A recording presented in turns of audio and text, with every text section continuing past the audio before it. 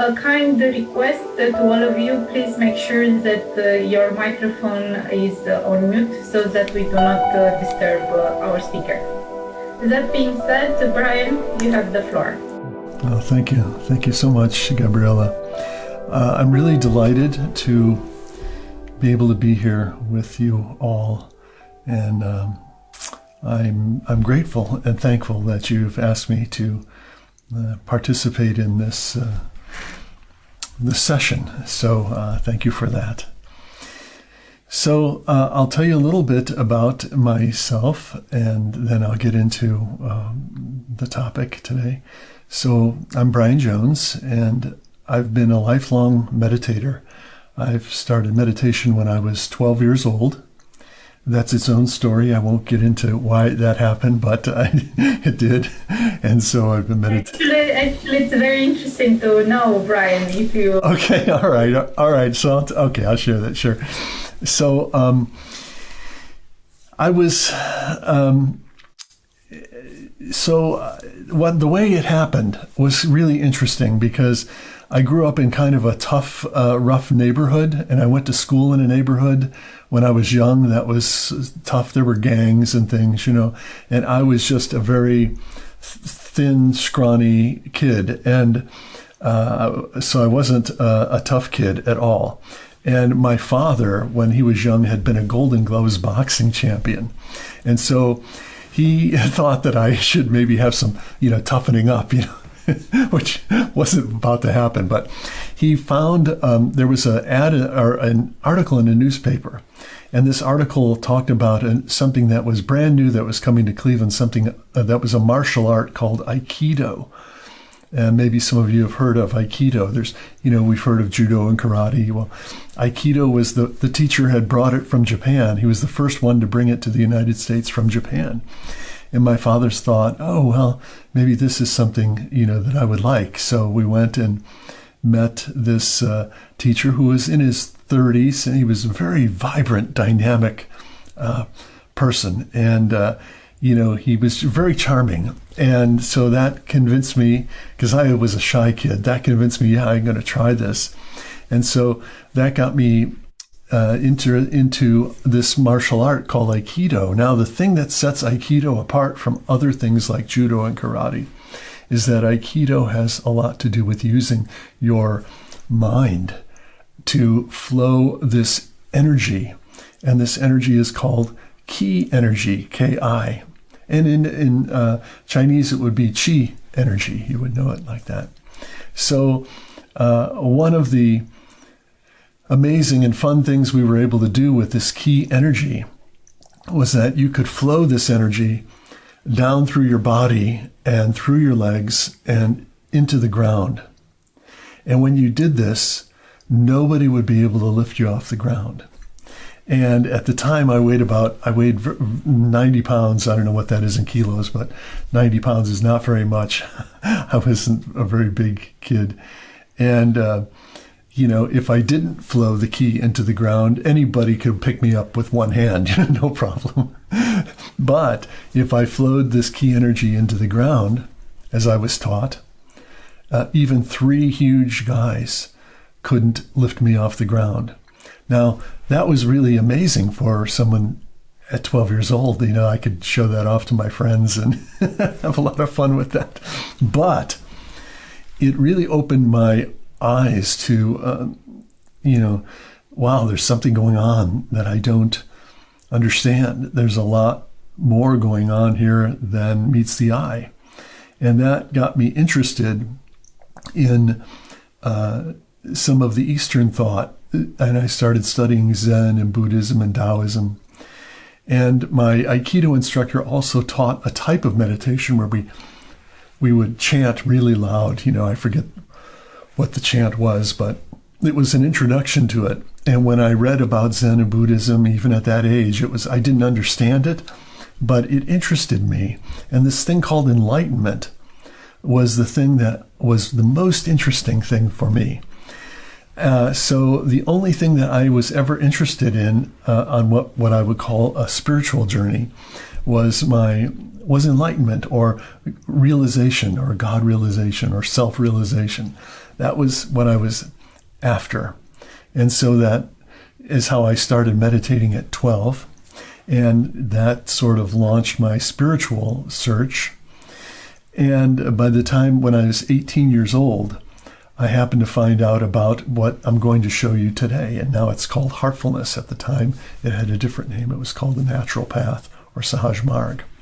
And so I've spent my entire life, every year of my life, with some real spiritual, we call them spiritual masters or spiritual guides, who really had the, astounding capabilities and could not only teach you this type of meditation, but they could transmit these other states of consciousness, higher states of consciousness, directly to you. And so I've had a lifetime of experiencing these things, and some of that will be coming out in a book early next year about that. So that's how I got into meditation, and that's how I started my what we can only call a spiritual journey. Now, this is interesting for me today, because when I talk to a corporate crowd, I'm generally not starting out with talking about spirituality. I'm generally talking about the basic benefits of meditation from a scientific perspective. That stress and anxiety and all of these things, and let's look at these numbers, and this is how our stress is reduced, and all of this. But you find out immediately that I'm not a PowerPoint guy. So I'm not using any PowerPoint today. We're not going to look at any numbers, okay? Because the reality is, yes, at the most basic level, and what I'm going to show you today will absolutely help you manage stress. It will help you with anxiety. It will help you with loneliness. It will help you with all of those things. Those, however, are the beginning benefits, to be honest. And what you inevitably find out when you take up this journey of going within through a practice of meditation is that there's a lot more to you than you think there is. And you start to see shifts in what I call our inner environment. So today, I guess since we've started off like this, Gabriella, since you got me going down this line, I'm just going to be very open and just talk from my experience and just share with you what's happened for me and how this works and why I think it will really benefit you, no matter how you approach it. And let me just say this, I'm a very scientific thinker. I've never been interested in religious thought. I mean, I appreciate religious thought and I appreciate philosophy, but I'm a science-minded person. And if I don't have proof for something, I don't believe it. I just don't. And so my spiritual journey has been unique in that I've put it to, used scientific criteria to evaluate if this is something that's working for me or not. So that's, anyway. So, let me talk about heartfulness a little bit, though, from a basic, excuse me, from a few different perspectives that I think maybe some of the other speakers would have talked about from their perspective, but let me share this. So this whole thing that we wind up calling spiritual journey, okay, what is it really? What is it? What are we talking about? Well, we're actually talking about a journey of thought and identity. It's all about our thinking mind, who we think we are. It's all about our identity, who I think I am, who I think you are, who I think this thing called the divine is, or God is, or whatever we want to call it. So the spiritual journey is entirely one of identity. And as we go along on a journey like this, we find that we're able to let go more and more of our past impressions, because it's these past impressions that condition our thinking. It causes us to think in patterns, and it causes us to act and react in different patterns.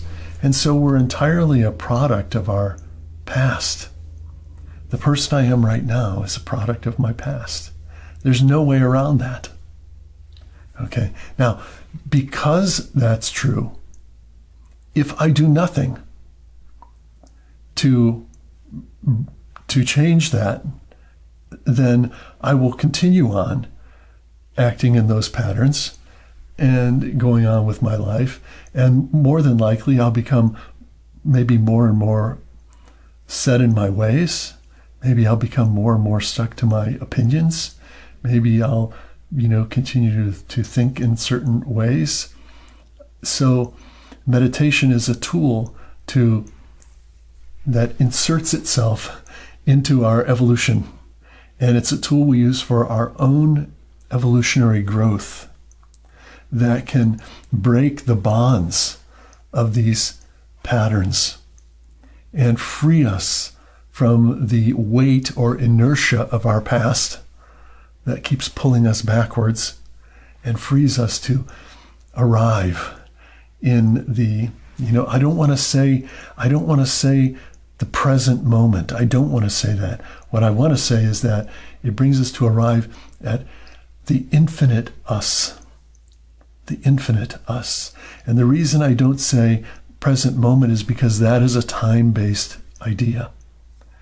And I've come to understand very well that where we're arriving at in meditation is an infinite state, and infinity is outside of time. So it's something different. Many systems talk about the now, about being here in the present moment. All of that is good, but those are still time-based concepts. In Heartfulness Meditation, when we go very deep into the meditation, we lose all contact with time perception, and we experience a very profound infinite state within us. And that being infinite doesn't mean infinite as in pieces and parts of things that are more and more and more. Being infinite means that you're one thing, one single thing. If we think of space, for example, well, let's look at it like this. When we think of our body, we think, oh yeah, this is all solid, and we're living in a world, and this is solid. My phone is solid, and this cup, everything is solid. But look, we know from science that nothing is solid. Nothing is solid. Everything is energy. Everything is particles. And the reason this appears dense is because with these particles we're now in a dense environment where these particles have kind of coagulated together into a physical form. Okay? But so let me continue with that. And so because of that, and because of our senses, we are living in a time-oriented world. The earth spins in a 24-hour cycle. So we're locked into a 24-hour time perception. That's how we perceive time. And our senses are all time-based. Our ear hears sound, it flows. Our eye sees light, it moves. Our voice speaks, that produces sound that travels. All of our senses are related and bound to this field of time that's defined by our 24-hour clock. And so that has a lot to do with why we all perceive our reality the same. Okay, because we're all living in a 24-hour clock time-based world, and so we're sharing a reality together. Okay.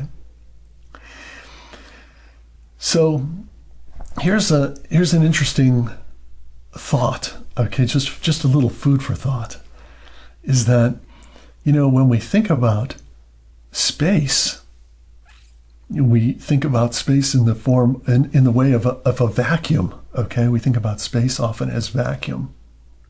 Okay, space contains things, but space itself is empty or a vacuum. Now, we know that's not perfectly true all the time if we want to be real nitpicky about it. But let's just suppose for a minute that space is to be a perfect vacuum. That would mean that it's actually space that's the only solid. Space is the only thing that is a solid because it's only would be one thing. Okay. We think that this is solid, but this is made of trillions of particles and energy. But space we think is infinite is the only solid. So when I say that we experience an infinite state, it's not more and more of something. It's that we reach a point in ourselves of a total unity, of complete oneness. And in that state of complete unity and oneness is where we really get in touch and experience this infinite condition. We become the infinite condition within ourselves. Okay. Now, I want to talk a little bit about the mind. Okay, because the mind is it's a beautiful thing. It's our greatest tool, and it's our what can I say? It's a tyrant as well. The mind can really haunt us. The mind can terrorize us, and the mind can liberate us. So the mind, by its nature, thinks. The mind thinks. That's what it does. And because of our lifestyle, where we're always engaging with more and more information, we're engaging with more and more people, we're having so many more interactions, the world is becoming so much more technical, more complicated. And so our mind is also reflecting that. Our mind is becoming more and more complicated. So in meditation, what we're going to do is we're going to allow ourselves the time and the space to let the mind settle, because the mind is only in this hyperactive state of thinking all the time because we've taught it that that's its natural state. Okay, we've taught our mind to believe that this is its natural state, that it has to be active all the time. And this is why when we try and sit and meditate, the mind rebels. The mind is like, oh no, I don't like that. That's not for me. I gotta keep active.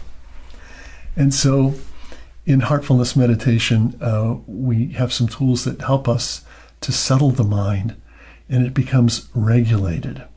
And when the mind becomes regulated and reaches its more natural state, we find that we're beings that are content. We're beings that are happy. We're beings that are, joyful by nature. And it's only the mind and its unnecessary activities and its unnecessary thinking about different things that cause us unhappiness and dis-ease. Yeah, it all stems from the mind. Now, our mind has a very interesting ability, and it does this all the time, but you may have never even noticed it, is that the mind magnifies whatever it puts its attention on, even for a brief moment. So let me give you an example. Let's say I'm driving home from work, and I'm just thinking my normal thought, thinking. Okay, it's a nice drive. There's a little bit of traffic, but then one thought pops out and becomes predominant, and that is, oh, wow, I have to get milk before I get home. I have to stop and pick up some milk before I get home. Poof, that becomes the predominant thought. It fills up all of my mental space. And now what am I thinking about? I'm thinking about, okay, Where am I going to stop to get milk? Traffic's going to be bad down this route. Am I going to have time to do that? I need to be home by a certain time.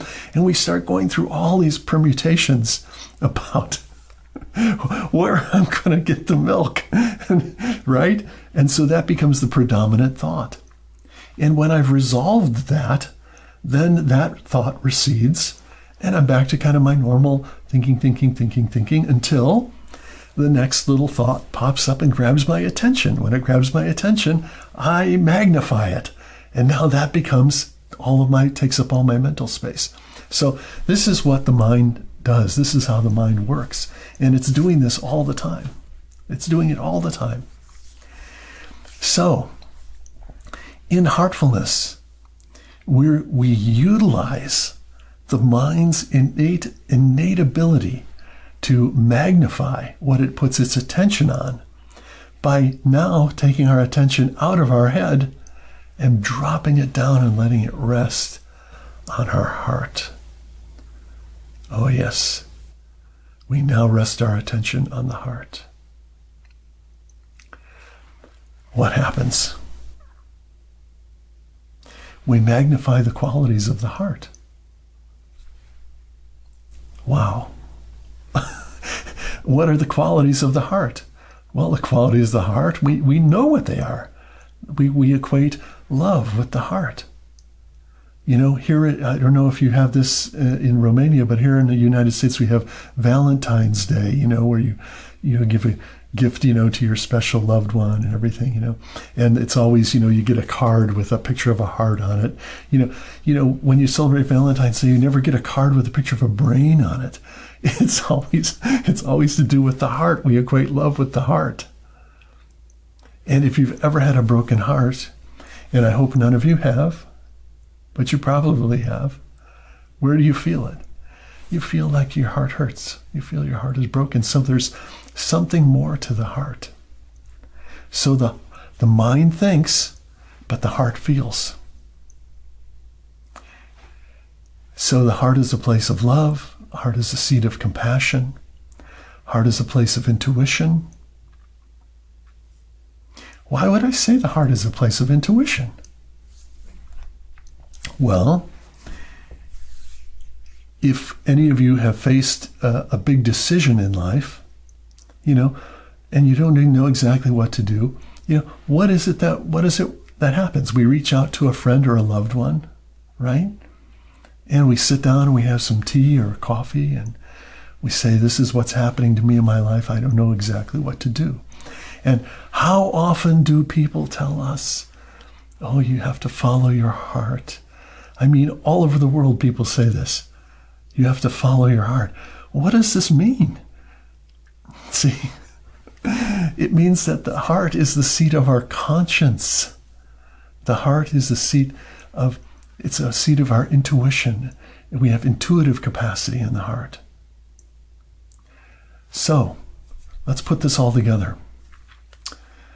The mind thinks, the mind is linear, and so it's always operating in a time-based fashion. The mind is receiving inputs through the senses, which are all time-based. The mind processes that information like a computer and stores it. When we come up against a new situation, the mind retrieves information. We weigh it with the current situation. We arrive at another conclusion, and we store that.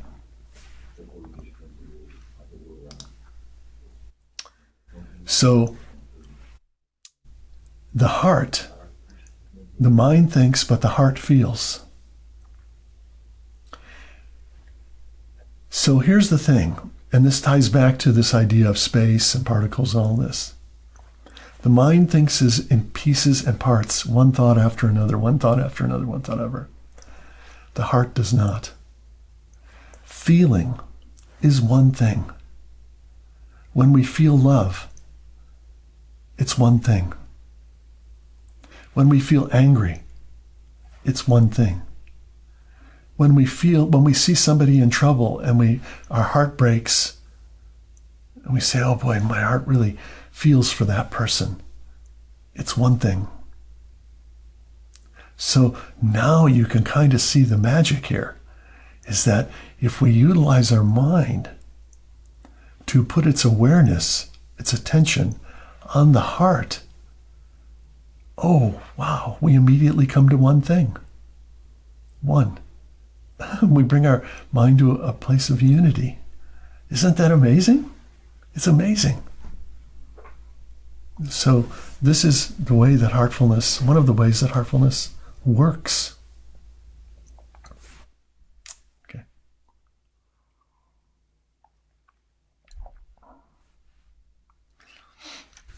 Now, I want to bring up another topic. Oh, someone has written in the chat. Let me check the chat. I should do that. Oh, there we go. The brain uses an antenna as well. The gut, but the heart is stronger. Oh, that's very nice. Yes. Very nice. Okay, nice. Brian, you don't have to interrupt yourself, so I'll monitor the chat. Okay. And at the end, if we have questions or comments, I'll read them. Okay. Yes. Don't interrupt your. Okay, that's great. Thank you. Okay, and at the end, I definitely want to leave plenty of room for questions and maybe some answers. I don't know. We'll see. Yeah. All right. So that's how this process of meditation works, and that's how we can understand better this idea of infinite, the idea of the infinite. And how we can understand the workings of the mind, whereas it's the feelings of the heart. All of this, once we understand these basic concepts, they start to make a lot of sense. So all that helps. Okay, now I want to bring in another topic here today. Everybody in the world, everywhere, everybody talks about change. Everybody talks about change. We got to change this. We got to change that. Oh boy, I wish I could change. Oh, my New Year's resolution is coming up. My New Year's resolution is going to be, I'm going to change my habits. I'm going to go to the gym. I'm going to work out. I'm going to get in good shape. My New Year's resolution, I'm going to change. I'm going to meditate every day. You know? And we all know how hard it is to change, right? It's very hard to change. So I want to share something with you that I discovered this past couple of years. I've started telling people to forget about change. Don't think about change, because as soon as we think that we want to change, there's an opposing force in us that says, no, that's not going to happen. You're not going to, change is not so easy. See, because change creates friction within us. This idea of change creates friction within us. So I would like to share with you a different way of looking at this that takes all of the anxiety about change and brings us a great opportunity to change. That's very easy to do. Okay, now think about a seed, okay, like a seed to a tree, let's say a maple tree or an oak tree, okay? In order for that seed to sprout, okay, the seed itself dies, okay? The seed gets in the soil and it receives water, and there's nutrients in the soil, and there might be some warmth from the sun on the soil. And what happens is the seed starts to grow. And as it sprouts forth, we can say, oh, wow, it's no longer just the seed. Now it's this little sprout. What happened? Well, it grew. But what did we notice? Change. Now this sprout, starts to grow into a nice little sapling tree. All right? And we come out and look at it. Maybe we haven't seen it in a while. We say, oh, wow, look at how that tree is growing. So what happened? Well, the tree grew. But what do we notice? Change. And even when this sapling grows into, finally over 100 years, into a giant, mighty maple tree or mighty oak tree, we say, wow, look at how that's growing over the course of my life. And it's just growing so big now. But what do we notice? We notice that it's changed. And we have likely changed too. But how do we change? We change by growth. So growth is the process, and change is a result. So you can see now that it doesn't make a lot of sense to try and change, because change is a result. It's not something I need to do. What I really need to do is I need to create within myself the best environment for growth. I need to create in myself a really good environment for growth. And when I do that, I do grow in new ways, and change is the result. And so now there's no more struggle. There's no struggle, right? So what do we do with meditation?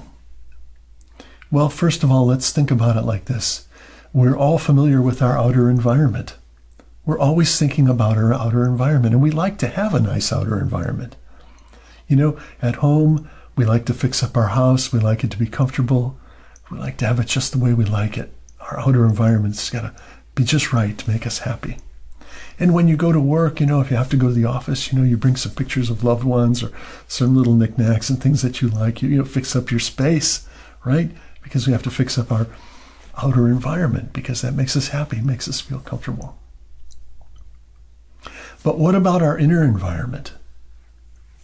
You see, we never even think about, oh, wait a minute, I have an inner environment that's with me 24/7 all the time. What do I do for my inner environment? How do I fix up my inner environment? Well, meditation is a tool that we can use to beautify and make peaceful our inner environment. And when we do that, when we participate in utilizing the tool of meditation, we're participating now in our own evolutionary process. And change is the result. Change is the result.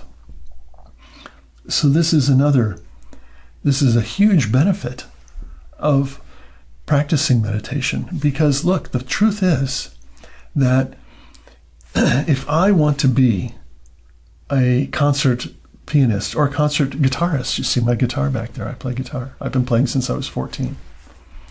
If I want to be a really good concert guitarist, I can't sit in my easy chair watching YouTubes on how to become a great concert guitarist, or watching how other people are great at what they do, or studying scales by just sitting in my easy chair watching YouTubes. I'll never, ever, ever get better on guitar if I did that. So we have to participate now in our evolution. We have to be the active participants. Otherwise, we won't evolve. We won't evolve. And meditation, and particularly for me, I find heartfulness and its tools a tremendous asset to bring about self-evolution, create an inner environment of beauty and peace, and to evoke growth from within, and as a result, experience immense change. This is the spiritual journey of heartfulness as we do it in a day-to-day basis.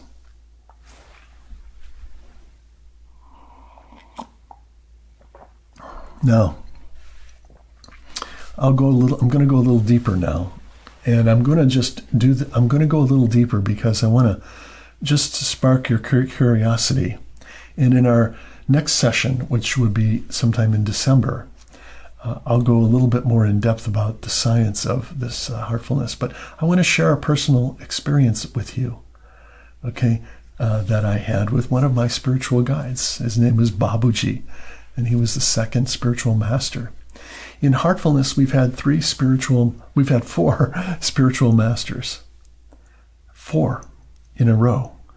I've had the great blessing to know 3 of the 4. 3 of the 4. And so, that was very eye-opening for me. I spent a lot of time every year, most of my life I spent with, one of the masters, spiritual masters, and experience what they could help me with, what they could offer to me. Because a real spiritual master doesn't take anything from you except all your blocks and all your problems. They take everything from you that you don't want. But a real spiritual master will never take your money or ask for your money or ask for service or anything.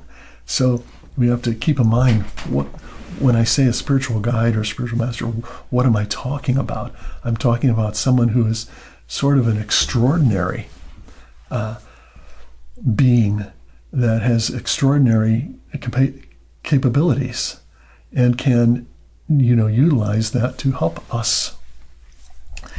So in Heartfulness, we take up what you've all heard the word chakras. We've all heard this word chakras. Okay, and there's a historical image that we always see of someone sitting in meditation pose, and we see these chakras, starting here and going here and here and here and here and here onto the top of the head. And, we talk about heart chakra, and we talk about Atma chakra, and crown chakra, and third eye, and all of these things. In Heartfulness, we don't really use those terminologies. And in fact, Babuji, who was a great spiritual scientist, had discovered that whole system is much more advanced than anybody had ever thought. He discovered thousands more chakras. And in this method, from a technical perspective, we take up all of these chakras, and each one is cleaned and purified. Now, what do I mean when I say a chakra? Well, a chakra is a certain point in our subtler body within us, our energetic body, where our past impressions and tendencies tend to settle on these different chakras, okay? And those create energetic blocks. And these energetic blocks, we call them samskaras. And these are the very things that cause us to act and react in patterns. So it's not just our memory. It's not about the memory. It's about actual energetic blocks within our energy body that are preventing us from getting past these deep-rooted tendencies that we have, these deep-rooted things from our past that we want to get rid of. All right, so here's the story I would like to share with you. Back in 1980, I had a chance to go to Germany to meet Babuji for the very first time. Now, I had been practicing this heartfulness method since 1974. And I had experienced a lot of things in myself. So it was really exciting to have a chance to go to Germany and meet the master, to meet Babuji, for the first time. And, I had never been even out of the country before. So this was a big deal for me, especially at this age. I was only in my early 20s. And so my wife and I and some friends, we traveled to Germany, and we were there for a few days before. And I'm ashamed to say, but I'm going to throw this into the story that, at that age we were not really profound spiritual seekers, we were still doing all the things that young people do, drinking and partying and everything. And so the first 3 days we were in Germany, we were down at the Hofbrauhaus and we were drinking down the dark beer, and we were behaving very badly right before seeing the master. And this wasn't good, but we were young, and what did we know? We didn't know very much, So anyway, Babaji finally arrived 3 days later in Germany, in Munich, and we walked to the house where he was staying. He stayed at someone's home, and we walked to the house in the morning. It was about 2 miles, the walk. And there were 8 of us in our group, and the closer we got to the house, you felt lighter and lighter and lighter. And we were all looking at each other saying, do you feel that? All of us felt this. We felt we just were getting lighter and lighter and lighter. So we arrived at the house, and someone said, oh, go around to the backyard and, go through those glass doors. So we got in the backyard, and there were some glass doors into a room, and the room was full of people. And we sort of looked in, and, somebody waved, well, come on in. So I opened the glass door, and I stepped into the room, and immediately to my right next to me, was Babaji. And here I was meeting him for the first time, and his face was only like this far away from me.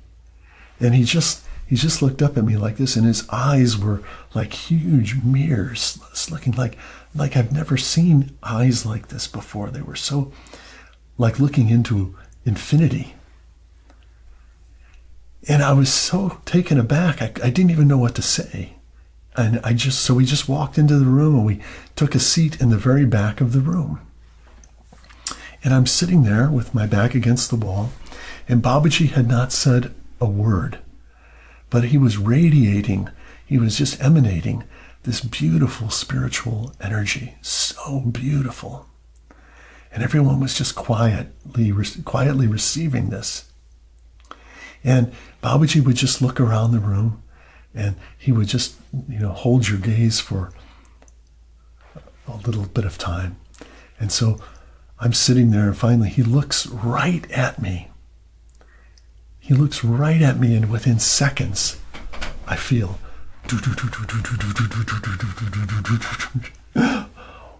all of these chakras, all through my heart, all through my head, all the way to the back of my head.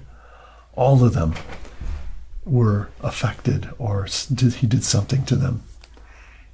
In 4 seconds.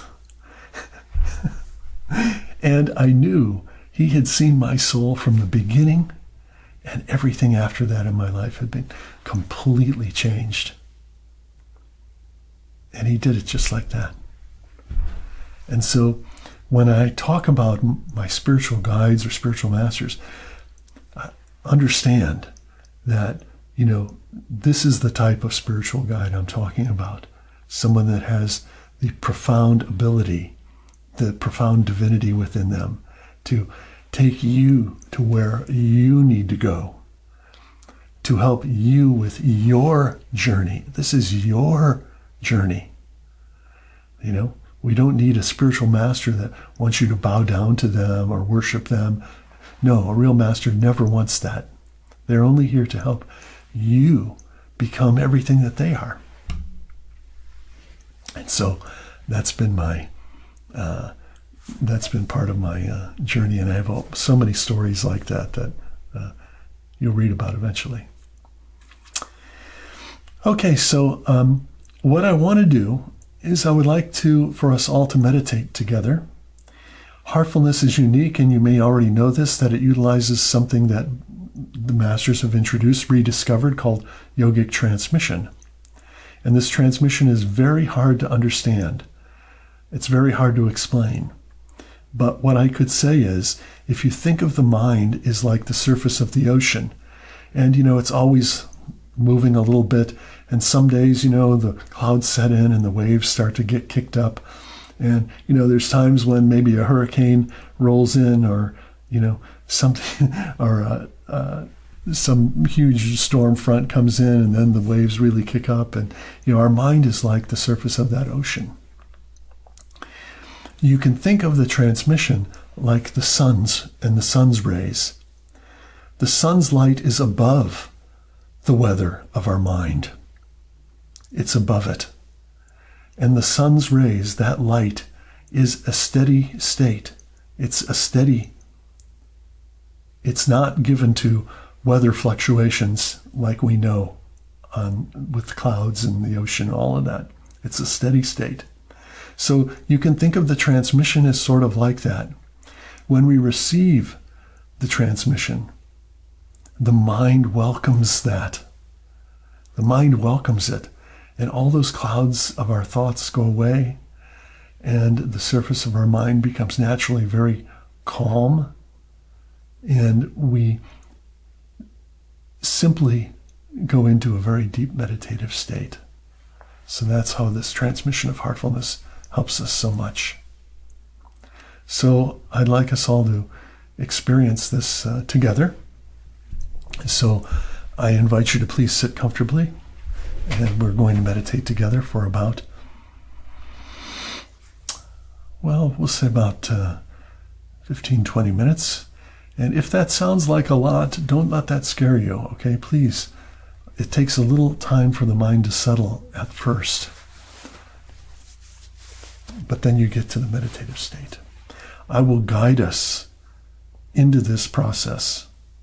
I will guide us on what we're going to meditate on. Then we will sit in silence together. And at the end, you will clearly hear me say, "That's all." And I will gently bring us out of the meditation. So that's what we'll do.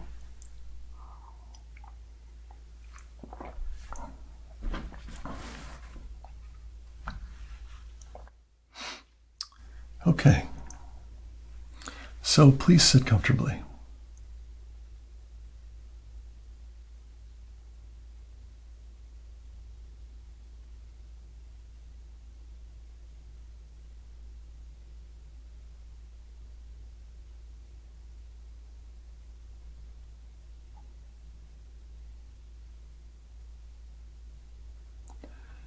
Let's take a slow, deep breath in.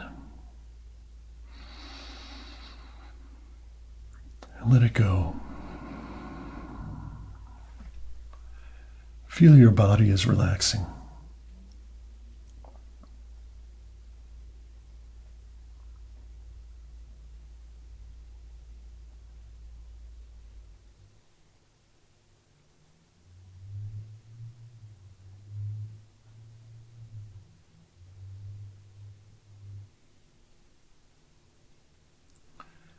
Feel your shoulders are relaxing and dropping down.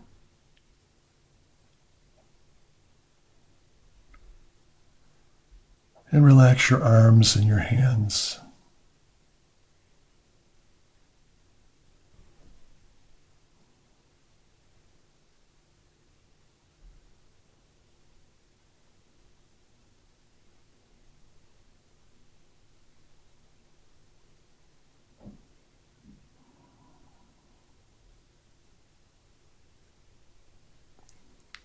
Very gently, bring your attention to the area of your heart.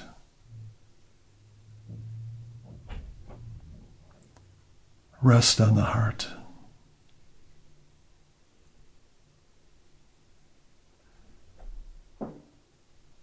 Rest on your heart in the same way that you lay your head on a pillow at night and let go.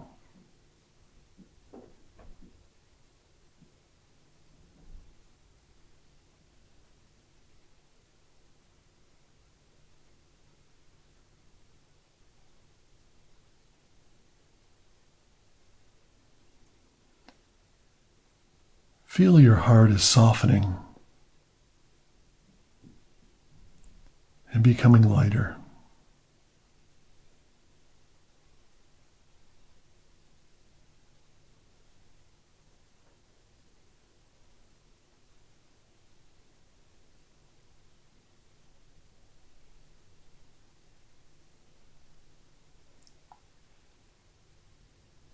And now let's rest on the source of this lightness, source of light and love that's already present in the heart.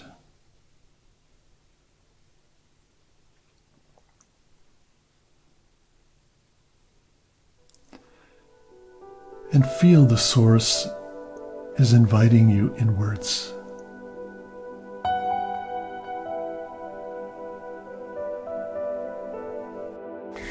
Thank you once again for your time. You are a very generous and kind person that you took from your time to share with us your knowledge. And we look forward to have you again at our Wellbeing Enthusiast event. Thank you so much. Thank you all. All the best, everyone.